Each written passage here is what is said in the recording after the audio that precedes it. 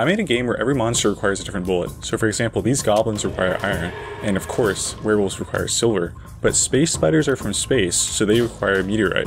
In order to reload, you press the reload key and can now select from your bullets with the mouse, number keys, or scroll wheel. Considered tedious to some and refreshingly experimental to others, this main mechanic is the central driver of the game and invites you to test your skills in a way that you haven't encountered before.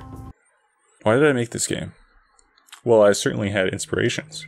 I really enjoyed playing Receiver, and its intricate simulations of gun reloading always stuck in the back of my mind as an intriguing idea that I hadn't seen expanded on in future games.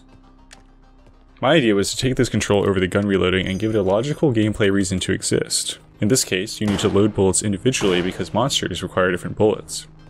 There were also thematic inspirations. I grew up reading and then watching Hellboy, and I always loved the concept of a monster hunter whipping out a special bullet needed to slam into a revolver and slay a monster. But Hellboy didn't just sling bullets around. He also took the time to prepare various trinkets to target monsters, and this presents itself in the wide upgrade selection that the player chooses from between levels. I had a lot of fun thinking of strange artifacts and trinkets that would give some unique benefit against certain monsters. For example, these boots belong to a hallowed saint, and now grant a speed boost when you slay a demon. The Witcher also comes into this a little bit with Geralt's different swords and monster hunting expertise, but the manifestation is a bit more subtle, as in Monster Bullets I just bumped the number of swords to 6. So I was inspired to make this game, but lots of things inspire me. So why this game again? Well, games have a history to them. They build off of and innovate off of each other. In certain genres or even just certain mechanics, you can trace whole lineages of influence. I think this is one of the funnest parts of art, being able to contribute to an ongoing dialogue that was started before our time. I've always enjoyed novel reload mechanics, like the aforementioned Receiver series, but part of this enjoyment is the idea of how it affects gameplay and how developers lean into it. For Receiver, the developer has said, "This mechanical detail adds a lot of internal gameplay to the gun itself, which adds some interesting context to external challenges."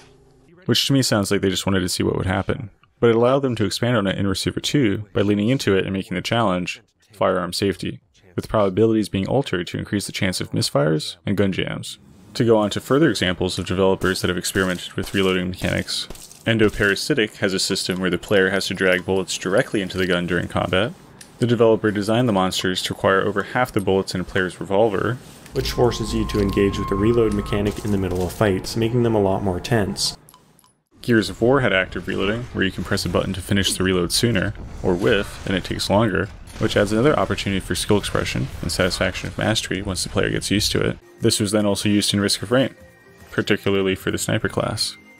Cruelty Squad has this swipe down mechanic, which has ambiguous design reasons, but is probably a mixture of aiding the alien feeling of the game, more skill expression to master, and the developer's gnosis. So for Monster Bullets, I tried to put some thought into it myself.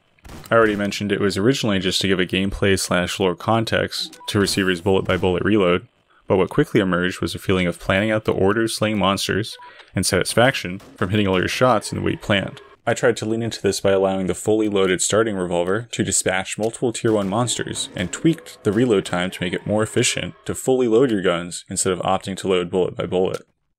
So Monster Bullets is my contribution to this field of experimental reloads. I do think the style of loading bullets bullet by bullet for every reload might not offer widespread appeal to action games, but I do think it can be quite satisfying to plan out the order of the bullets to fire and successfully execute on your plan. I could maybe see it, for example, in something like a hero shooter like Overwatch or Valorant, where there's a space for special abilities with unusual mechanics. But why did I make Monster Bullets in particular, out of all my ideas? Well, in game development, there is this idea of just make a game, and this speaks to the fact that often with novice developers, you can get a lot of worrying and indecision about what game engine to use, what kind of game to make, maybe someone stealing an idea from them, all sorts of stuff. And Just Make a Game tries to alleviate this by saying, don't worry about all of that, just try to make something now, of whatever comes to mind, with what you can, as soon as possible. This is why game jams are so good. Because of the short time duration, you don't have much of a chance to second guess yourself, and the stakes are so low that the risk of getting stuck on this multi-year track of a doomed game with suboptimal tools is just not there. And so as an aspiring game developer, I did a couple of them to build my experience and confidence. And as I turned my sights to the next benchmark, which for me was making a commercial game on Steam, I was able to take with me some of the lessons learned. But first, let me say that the main obstacle of a commercial game that I needed to overcome was the longer timescale required. It can be extremely hard to gauge how long a project will take, especially as a novice developer with a full-time day job, and these long timescales are ripe to be infected with perfectionism, spaghetti code that in worst cases ends up being torn down and refactored mid-production, or just a changing passion for the current project. I needed to just make a game as fast as possible with what I had at the time.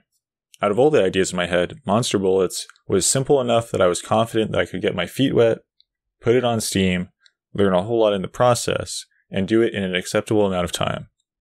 Although the game mechanic was experimental, it built on the very familiar base of a first-person shooter, and I was able to leverage multiple tutorials.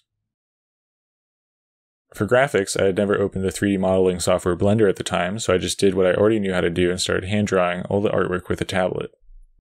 For the environment, I was able to once again avoid Blender by procedurally generating levels of cubes with textures I drew.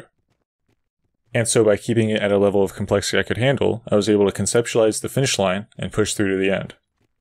So that's why I made Monster Bullets, to gain crucial experience and confidence in the pursuit of being an independent game developer, while paying tribute to my inspirations and contributing to the dialogue of experimental mechanics. So what's next? Well, I'm already working on the next game, which is a bit more ambitious with actual 3D models. It's still in a very early state though, so stay tuned for updates. This is also my first video longer than 15 seconds. Shout out to everyone that watches my shorts. So tell me if this format is interesting or if you want to see more content. I was thinking of making one going into detail about designing the 20-odd monsters in the game. Oh, and there was actually another reason I made Monster Bullets. To make a multiplayer game out of spite for spending so much time as a kid trying to port forward Minecraft servers with an Apple router that wasn't even capable of port forwarding. It was hell. At one point, at like 12 years old, I even convinced my parents to put me on the line with Apple support. So, I'm happy to say Monster Bullets requires no port forwarding and just works with Steam integration. Rotten hell, Apple Express.